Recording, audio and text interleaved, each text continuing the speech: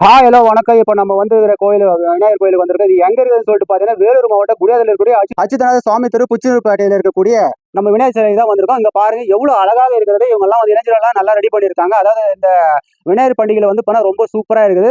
அந்த விநாயகர் வந்து பண்ணா அவ்வளவு அழகா இருக்குன்னு வந்து பாருமா. இதெல்லாம் காமியமா, இதெல்லாம் வந்து விநாயகர் காமி, இந்த சின்ன விநாயகர் எல்லாம் காமிங்க.